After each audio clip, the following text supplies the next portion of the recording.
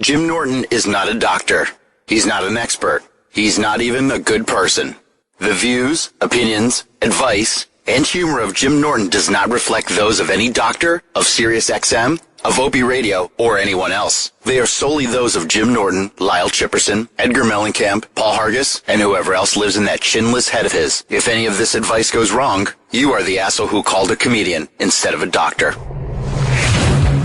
An icon in comedy, a fighter for freedoms, an accomplished entertainer, and a pervert. You've got problems, he's got problems. You've got questions, he's got answers, some of which are good. Call now, 866-WOW-1-WOW. That's 866-969-1969. This is the Jim Norton Show. Good evening. I can hear an echo in my head. There we go. It's now gone. Thank you for tuning in. Those of you that have. I'm staring into my kitchen. I'm still going through this thing trying to get a mortgage. So that's why I've been freaked out for like a week and a half, 2 weeks. And my accountant keeps telling me it's going to be fine. It's going to work out. But it's just about the building that I'm going to move to is in litigation, like a lot of buildings are. You know, it's pretty common here in New York. And banks have gotten so conservative, like my financials are fine. Like they're okay, they're comfortable, they see I pay my bills and I pay my mortgage. I paid it off. But they're afraid to lend into certain buildings so I've been dealing with this, it's like this whole financial insecurity thing has been freaking me out for like the last week. So I've been very, very out of sorts for, I guess the last week or so. And on a lighter note, I was sitting on my sofa before jerking off and the window washers came down. So that was fairly humiliating. I was brushing up on Mia Isabella's fine films for tomorrow. She's coming in as a guest. And so I was brushing up on her films. And all right, let's see. We got a bunch of people already on the line. Bryce from Dallas. Hello, Bryce. Hey, Jim. Love you. I'm a big fan. Thank you so much. Hey, one of my favorite segments on the show is when those MMA fighters come in and hurt you. Your reaction is so funny. I was wondering, like, who hurt you the most and who was the most intimidating in person? I would say the one that hurt me the most was probably John Jones. Oh, it's a great one. Yeah, I would say that one because he choked me once hard, and that knee was by far the most painful. And none of them, believe it or not, none of them have been intimidating. Oh, really? And I'll tell you why. It's only because they're all such nice guys. Like, It's not because they couldn't be intimidating. It's because none of them try to give that vibe off. They all come in like, boxers, to be really honest, are better shit talkers. And professional wrestlers are better on a mic than MMA guys, because MMA guys are like, they think like martial artists. My opponent's very skilled. They just want to do the best they can. So they're all kind of very gentle when they come in. But if I had to pick one, I'd probably say Brock Lesnar. But it was only because he had been so hard to get in studio and he did very little press. So it was more situationally intimidating than him. He turned out to be great. He wasn't a dick in person? No, he was actually really nice. Oh, wow. He laughed and he had fun with us. And most of those guys, if you're trying to help them promote, and once they're on your show, most of those guys are great. Oh, cool, man. Okay. Hey, I appreciate you being really cool to your fans. I met you after a show in Dallas, and you were awesome, so I really appreciate it. Oh, thanks, man. Yeah, well, you know what? The people I love the most have always been nice to me. And again, that's another MMA thing. The UFC, Dana, and those guys always treat fans right. So I can't see ever a reason to be shitty to fans. No, you were awesome. Me and my friends loved you, and we talk about it all the time. Anytime you come back to Texas, I'll be there. Thank you, pal. Take care. Yeah, you too. All right, let's see. Eddie in West Haven. I went to get a flu shot yesterday, but there was a long line, so I better go when I get back. What's up, buddy? Hey, Jimmy. How are you? Listen, how do you feel about the flu shot? My buddy had a flu shot yesterday, and this morning he drives his car off the road. He passes out at the wheel, and he said he had a reaction. I've never heard that before. It may be true, but I have never heard that before. Well, if anyone else, can they call in? Because it's crazy. Have you had the shot? No, like I said, I was going to get it yesterday, but there was a line, so I'll get it in the next week or so. Don't Don't get it, dude. Don't get it. You don't need it. I do need it because my immune system is busy dealing with all of the sexual things I do. So I like to give it a little boost. You're a big boy. You don't need it. Being a big boy, sir, I also live in New York, and you have to realize I'm on the subway every day, and I'm in close proximity with a tremendous cross-section of people every day. You know, I mean, not everyone throughout the country. You guys all interact with people. I'm not implying you don't.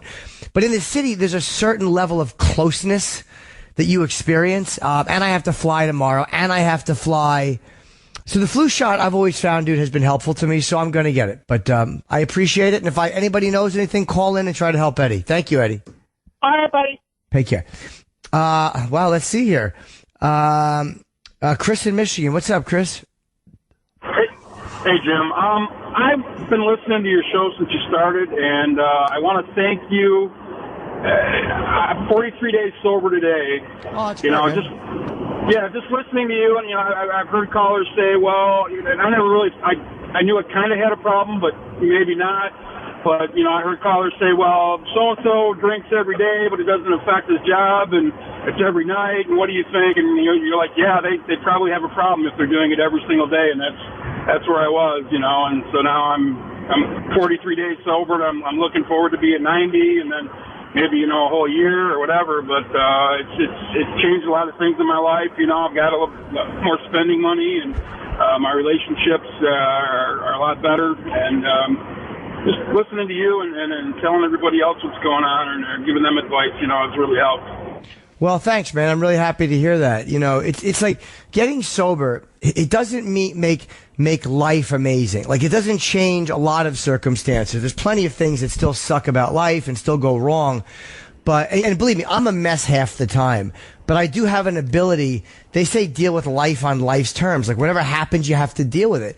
And as opposed to hiding, from it.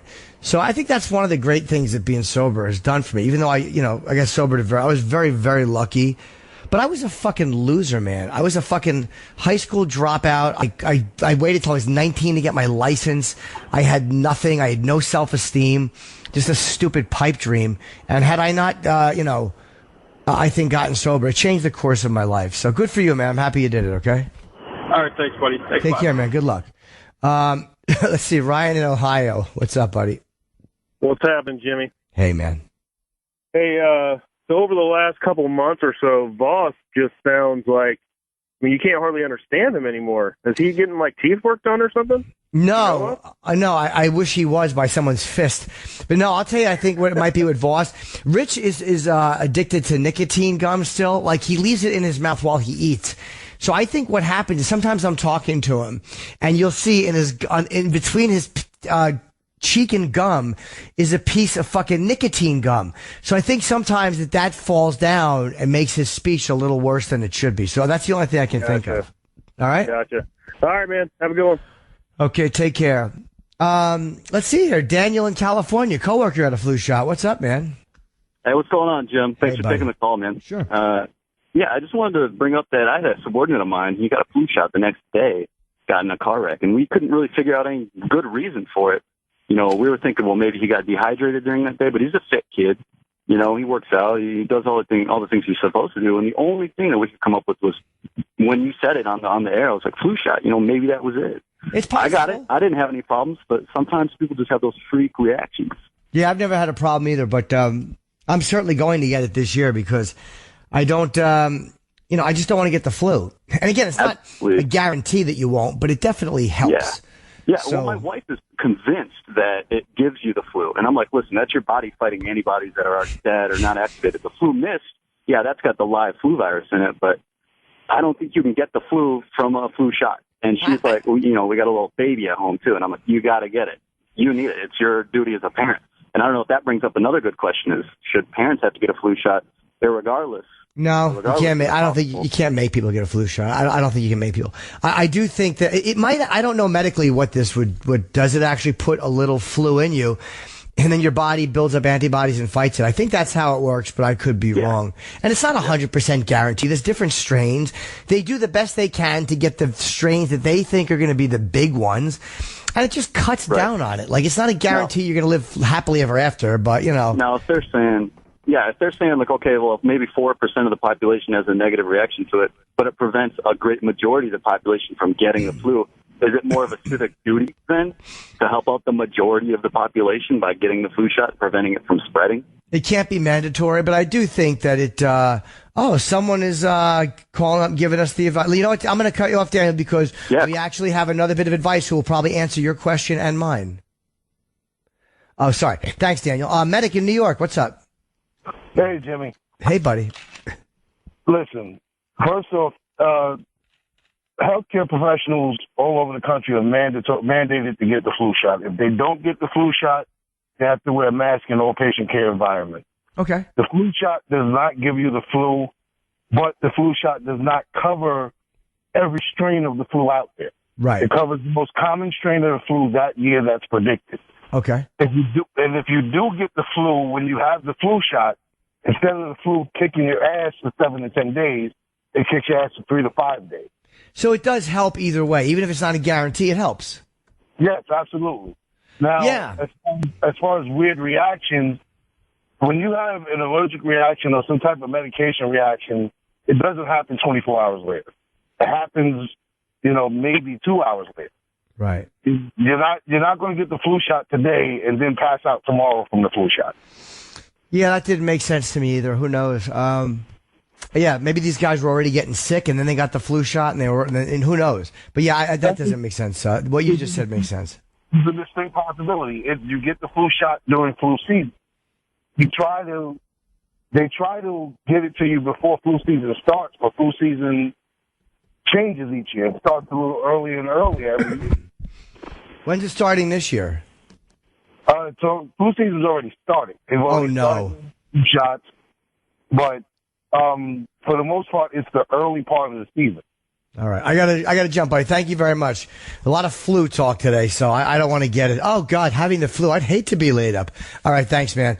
Let's see, Mike in Connecticut. What's up, Mike? How's it been, Jimmy? Hey, I'm good, buddy. How are you? I'm all right. Well, basically, I'm going through a bad breakup right now, and I've heard you been with her. Yeah, I've heard you talk about it in the past, and I just want to know, what steps do you take to not just immediately want to destroy yourself? Because that's, the first thing that comes to my mind. I want to just get as fucked up as I can, and just, you're not productive, none of it. Wait, how long you been with the girl? About 2 years. Okay, and the relationship was obviously suffering? No, it was great. She's doing her own personal stuff with schooling and work, and she doesn't have a lot of time, and she feels like she can't offer a lot to the relationship, so it's kind of making her depressed that she wants to give it a break very much. Okay, but why do you want to hurt yourself because of that? I know it sucks. It sucks because it was more of a blind side, and my first reaction is always just I don't know, go off the rails. You feel bad for yourself, and you go off the rails. Well, a lot of times, make sense? Yeah, totally, dude. Of course. A lot of times when negative things happen, which happens to me a lot in the business, I'll do something, you do a project and it doesn't get picked up, or you audition and you don't get it.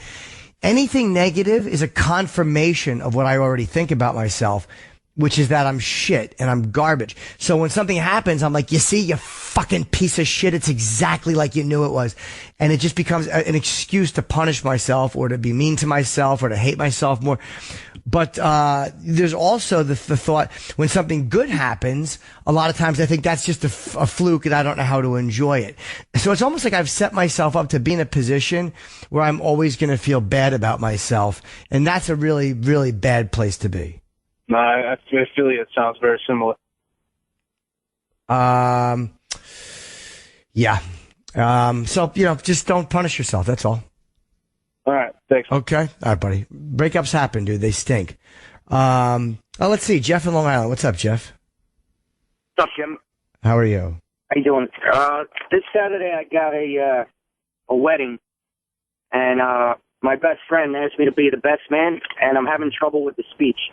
Why? And I don't know. I don't know if I should roast him or just go and just be the regular do the regular thing, like look up all these lovey-dovey quotes. And she's from the South and he's from New York, so I don't know how these people from the South are going to react.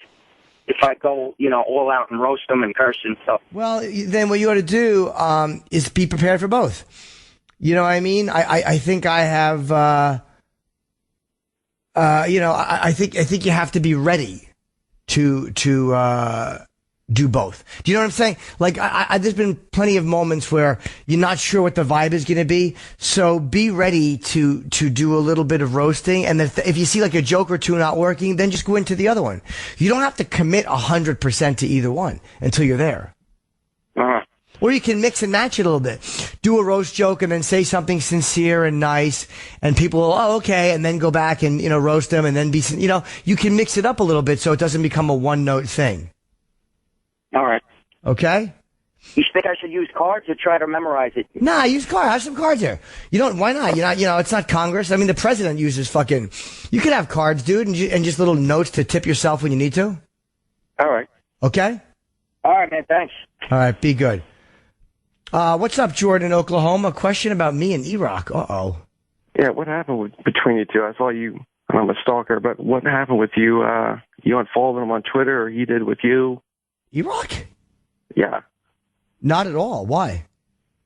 No, I was just wondering. I just saw that. I don't know what you're talking about. So there's no issues between you two? Between me and Eric Nagel? Yeah. No. Oh, that's good. I have no idea what you mean, sir. I just had to ask. Yeah, why did you think that on Iraq and I had an issue? You're making sense, you silly goose. I mean, like on Twitter. Like I saw y'all were, one of y'all unfollowed each other or whatever. So. Oh, because we put, I sent out a photo of a fat guy and I went, oh, Iraq, and he sent back Gollum. So I retweeted it. I thought it was very funny. Oh, okay. Okay, what's your question about your alcoholism? I'm 21 years old. I've been dealing with the same stuff probably you did around my age. I don't know how to deal with it. I know it's affecting everyone in my family. And I've been to rehab. I'm about to re-enter an inpatient, but I just don't know how to deal with this. Well, you just answered your own question. You're going to enter a rehab. That's great. So it's like, that's how you start. Enter a rehab, and you know what I mean? And then get yourself to dry out for 30 days. And, that's a great step, dude. That's the way you start, is to get into rehab. A lot of people are not able to do that. So just feel lucky that you are.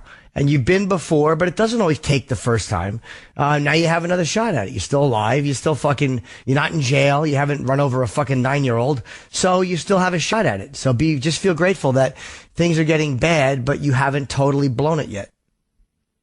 Yeah, I'm still trying, but I mean, it's just over and over with me, with my mom and my family and everything. They're just sick of it. Yeah, it's definitely hard, man. But, I promise you, the other side of it is really good. It's not perfect, but the other side of where you are right now, which is when you eventually clean up and you start to live that, the other way, a sober way, it's a lot better way to live. So just give it some time and be patient and have faith that it's going to get a little bit better. But right now, you're just in the end part of it where it's like it's still kind of sucky. But realize the rehab is going to be a great beginning. Well, I know. It did help me, but I just went back into the same shit. All right. Again. Well, you won't do that this time. Change what you did last time. Whatever you did wrong, change it this time. Maybe you didn't build a good enough foundation, or maybe you fucking weren't vigilant, or, they say you keep, if you forget to remember, you're doomed to repeat, all those old fucking, 100-year-old expressions. So just don't make the same mistakes you made last time. Whatever you did wrong last time, don't do it wrong this time. That's all. Yeah, I'll try, but I mean, that's all you can do is try. You're already shooting yourself in the foot like you're gonna fuck up. Just don't think that way. Just for one day, don't fuck up. That's why they say a day at a time and not a lifetime at a time. I can't picture the rest of my fucking life. You know what I mean? Just like today, I cannot fuck up. That's how I look at it. Yeah, well, I mean, it's just one day at a time, and I don't know. I'll try. I will try. And that's all you can do. And if you try, and you genuinely try, then you will be successful. That's awkward, but thank you. All right, buddy. That's amazing. I'm talking to you. That's all right. Just go to rehab, and you'll see, man. Things will get better. Thank you. All right, fella. Take care. Let's see. Mark in Ohio. Some guy started yelling at your wife. Jimmy. All right. Quick story. My wife goes to the grocery store. She got our 5-year-old with her. They go literally, it's right in the door. They got the cart. My kid's just standing on the side of the cart. It's not moving. Guy just walks up to my wife and says, if that tips over, you could sue, but they're not going to give you any money. She turns around, and the guy's right in her personal space, and she goes, are you talking to me? And he goes, yeah, you're a little shit. Hanging on the side of the cart. You see that sign in there? That's for fucking illiterates like you. Just from out of nowhere. She's in shock. She goes to the manager. The manager goes with her around the store to find the guy, and then they do nothing. The manager sort of says something to the guy, and then he goes off on a fucking tirade again. I'm not apologizing for nothing. She's fucking this, so on and so forth. And he leaves, and nobody does nothing. And I'm furious because my kid's telling her to call me because we live right around the corner. I could have been there in like 5 minutes. Right.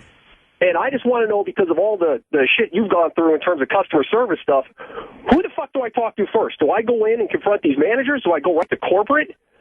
I mean, so he worked there. You want to talk to the manager? You want to talk to his boss? No, he doesn't work there. It's just some dude who walked in. Well, why? So, and then you were right there when it happened?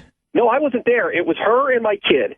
And this total stranger just walks up and just lights into my wife about nothing. And then she went to the manager because she was totally shocked, like, what the fuck was this? And the manager didn't say anything to this guy. And this guy just lit into her again and then walked out. Well, you know what? Don't forget, the manager doesn't know who that guy is. The manager's not a security guy. The manager doesn't know if that guy's a mental patient. There's so many shootings lately, dude. That's what I was thinking, too. I know it sucks as a husband. Like, you wish you were there to defend your wife. The guy didn't hurt her. He was just a cunt. He's out of her life. He was just a dick in public. So the manager's got to be there all the time and work there. Let's say he gets into it with this guy. It wasn't like the guy was assaulting your wife, and then the guy comes back. Like, let it go. I think you should let it go. What did you want the manager to do? Like, the manager gets into this shit with this guy and then gets punched in the face, and the guy was just yelling? When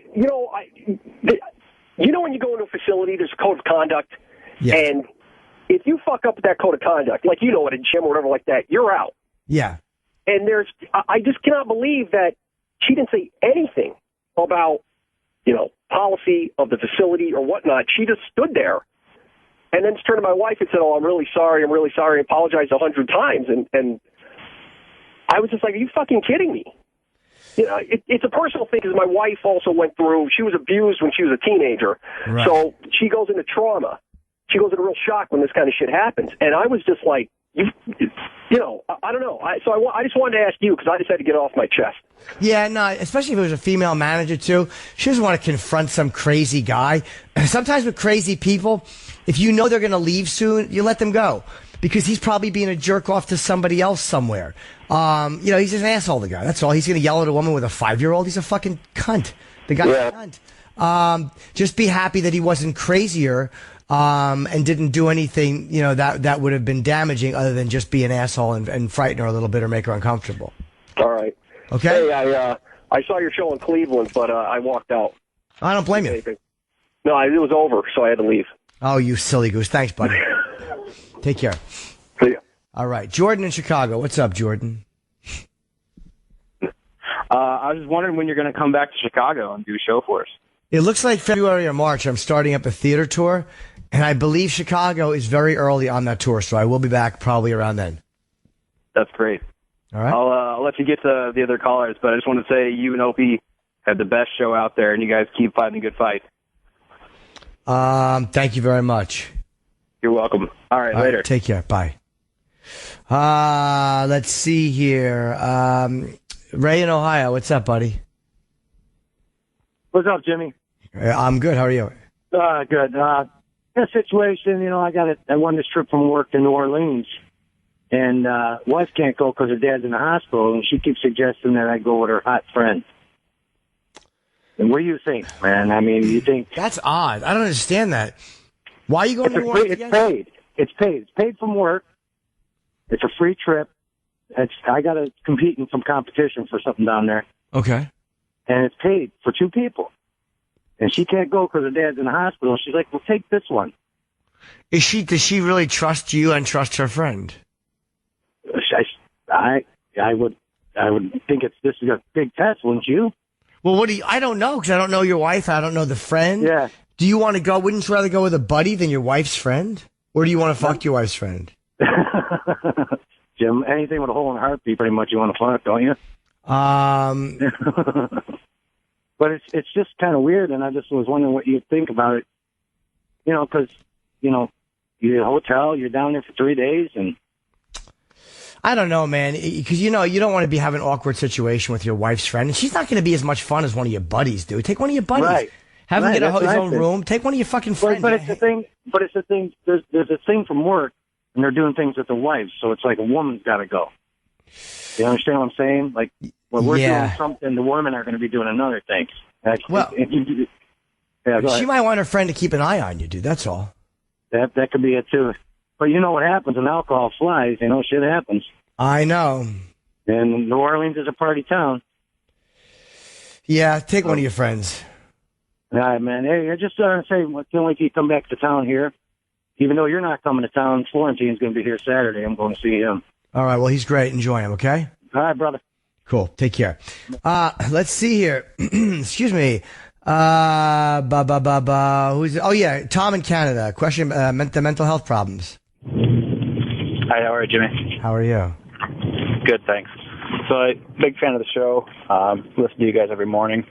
I understand you guys have had quite a significant rash of gun violence in the States, mass shootings. I sort of take issue with the way that you categorize these folks as crazy, nuts in some ways. I think that it does a disservice for others who are struggling with mental illness to hear those types of things. What do you think about that? Well, people have said that before, but people have to remember that I qualify it with it's obviously not all mentally ill people. Yeah. Like, it's almost like when I talk about, like, even if someone's mentally ill, they see somebody walk into a grammar school and shoot a bunch of children, and I say, God, that's mental illness, and they make it about themselves, right? Then that's just their narcissism. Like, I'm not talking about them. I'm not talking about everyone that deals with depression or everyone that has schizophrenia or anyone. I'm not talking about the people who are taking medication and trying hard and, doing the best they can. I'm talking about these fucking, these self-centered, and I can't stress narcissism enough. These broken people who do nothing for themselves. They blame everyone for their problems. They are mentally ill. And I know the gun problem. I'm not even going to debate the gun issue. Obviously, it's a problem. But to me, there's some people that say, well, you can't, look past their racism or their anger. Like, yeah, I understand all that shit. But there are a lot of racists that don't go out and shoot people, just like there's a lot of mentally ill people that don't go out and shoot people. But I think that to go out and just kill strangers randomly because you don't have a girlfriend, or to say, are you a Christian, and shoot them, you're mentally ill. Now, the fact is, when black guys shoot each other, they don't get the mental ill thing. But I bet you there's a lot more mental illness in the black community that accounts for those types of shootings. And I'll bet you, but then again, black guys shoot each other in gang fights. Very rarely do black people just walk up to 10 people and shoot them because they don't have a girlfriend. So I think it's very fair to say that those people are probably mentally ill. Do you think there's certainly a greater level of psychopathy involved with someone who's willing to take that measure, though? That they're severely mentally ill, and then oh God, yeah, of course, yeah. Oh, dude, I'm not talking about moderately. And how many times have I said that I'm fucking my own mental problems and my own? Of course, no one is talking about everyone who's mildly fucked up. You got to be a total psychopath to do that. Exactly, and I think that because I work for an organization which does peer support, which is basically what we're doing here on the phone right now. You're telling your story. I could tell part of my story, and certainly that's helpful. But stigma associated with it is a big thing too, right? So I would hate to see stigma become a part of the issue, right? Because you're in a reactionary society where now we gotta lock up those people. And that's the blanket statement. I know what you're saying, but the fear of potential stigma should not interfere with speaking the truth.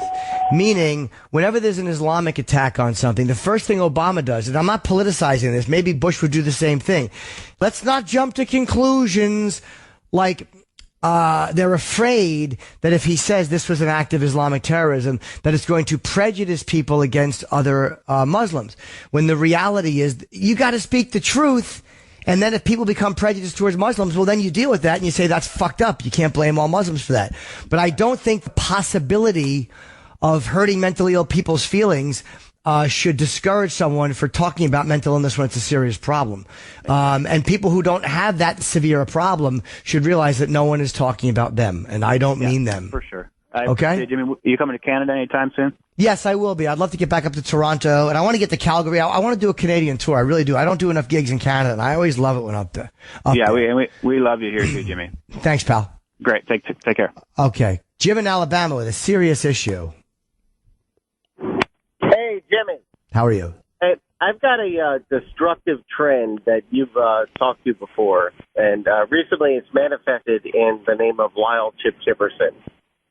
So what's happening? You meeting too many girls or something? You've been in my life too much, buddy. Through text, I mean, like in normal conversation, the last one recently was, Chip said to my girlfriend, "I want to blow bubbles with your Cuda water." Fuck yeah! And she, although I was giggling my butt off and writing this, she was like, "Look, I can't deal with this split personality thing." And I mean, everything's been going great, but it's like I want to be able to just say that to somebody or just goof around on some goofy level, and it's ruining the relationship. And I feel like it's like that Seinfeld thing with the hello. If you can't have that, we can't gel as a couple. The more I look at it from above, I'm starting to think that it's kind of destructive. And you've dealt with that, so I kind of like your take on it, because I feel like if I can't joke around with her as Chip or my own goofy personality, if it's got to be serious all the time, then I can't be with you, and I love her to death. Right. Well, there's an old expression. If you can't deal with Chip, you got to hit the fucking bricks. That's an old fucking expression.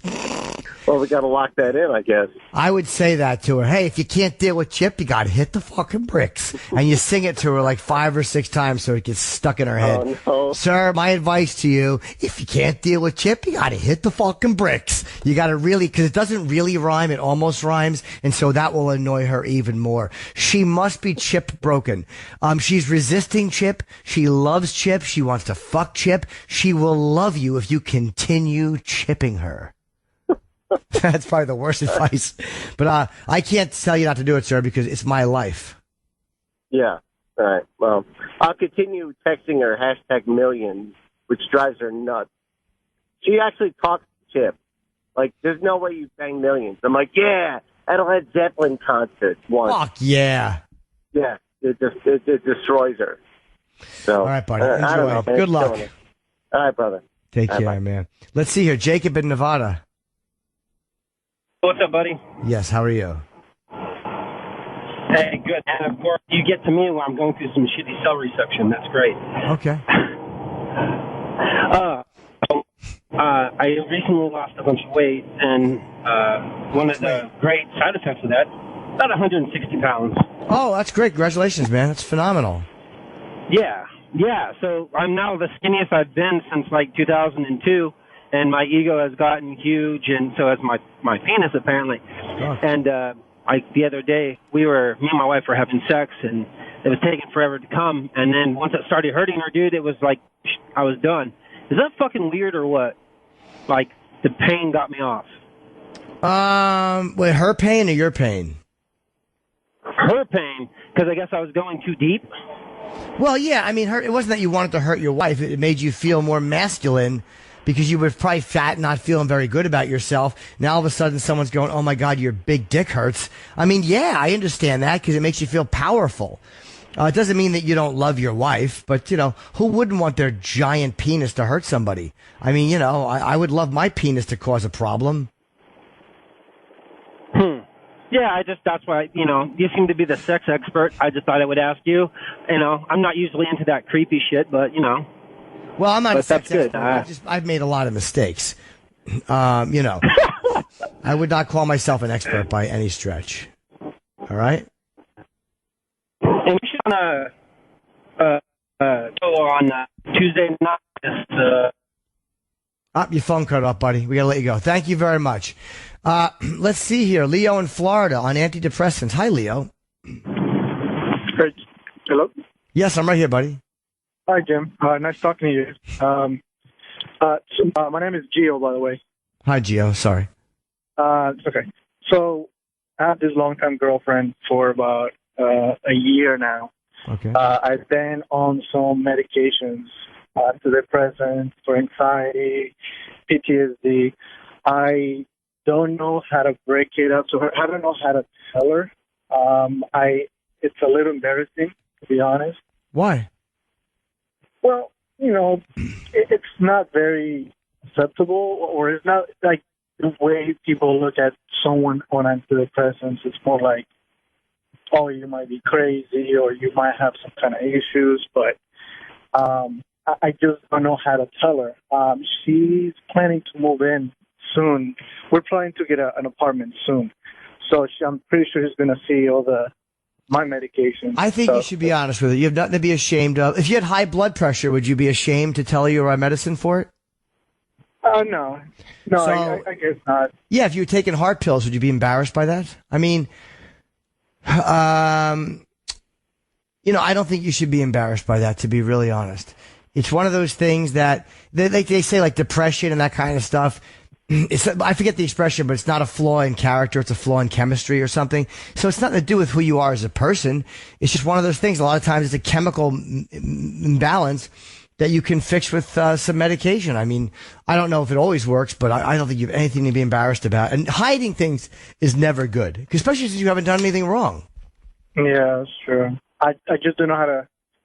I don't know how to actually tell her.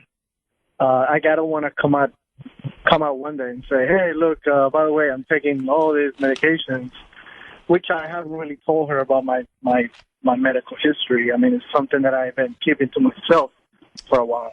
Well, I don't think you should, if you're going to live together, she has the right to know. I don't think, but you just sit her down and go, look, she might go, why didn't you tell me? And you might just tell her you were embarrassed. It wasn't to be deceptive. You were just afraid that she wouldn't like you or whatever.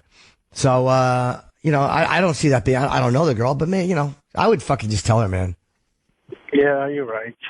So when are you gonna come down to Florida, like Orlando, Florida? Again, I probably have some stuff on this next tour. I'm doing Tampa, and thinking it's going to be probably February, March.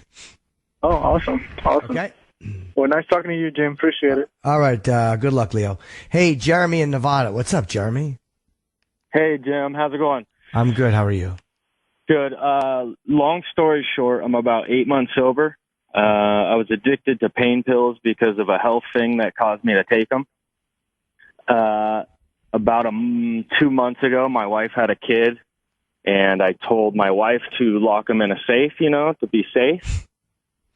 She left a few out. I took one, and immediately after I swallowed it, I immediately hated myself. Okay. I haven't had anything since. How long ago was that? That was about 2 months ago. Okay. Does that ruin my whole 8 month thing pretty much, and I start over? What was the pill? I'm sorry, man. Pain pill. And you took it to get high? You took a pain pill. You took a drug. Yes. Yeah. So yeah. I mean, it's up to you how much integrity you want to have with your time. But I think the benefit you have from just saying, fuck it, I fucked up, and that's my new date, is a lot more than greedily holding on to 6 more months just so you can say it. One is acknowledging the power of, look, I fucked up, and it was only one pill. But the thing to take from that is that you got lucky. Not, hey, I'm okay. So yeah, maybe you didn't go out and ruin your entire life. But I suggest you start over there, you redo your 90 days or whatever, and you tell people about it. I don't think it's something that you should be ashamed of.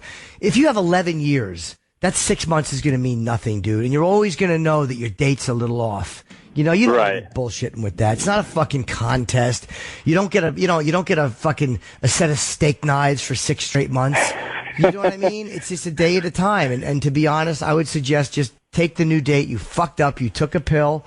You felt like shit. Now you won't do that again. So maybe resetting your date, maybe that saved you from doing it when you had 8 years. Like maybe that fuck up, you got it out of the way, but don't pretend it didn't happen.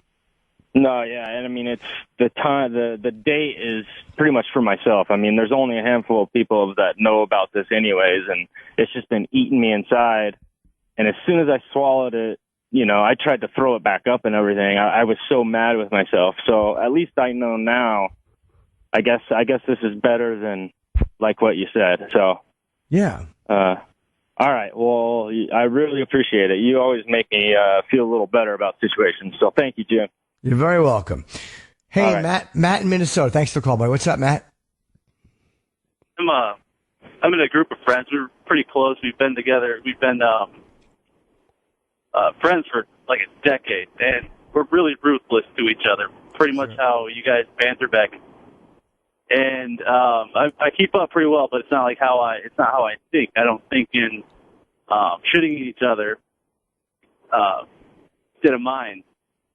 So about a year ago, I don't know how it came up, but we were talking about the whole Jerry Sandusky thing, and I've just offhandedly defended Joe Paterno in a way, not saying I figured he should be fired, but not have his entire legacy torn apart. And one of these assholes started just injecting me into rape and molestation jokes, and I didn't know how to react to it at the time, and that made it even more funny for everybody. Right. And so it's just kept rolling and rolling and rolling, and I still don't know how to react to that. It just he was just joking with you. I mean, it wasn't like what is it it's bothering you? Is it you can't keep up and it's bothering you? It's embarrassing you.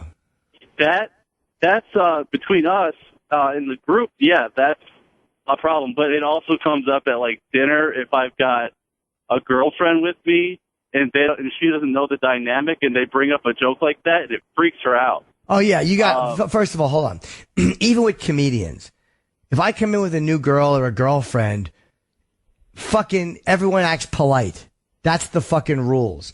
Like, you don't act like a cock blocker to your friend when he's with his girlfriend. Hey, remember that time you stepped in shit? Durr.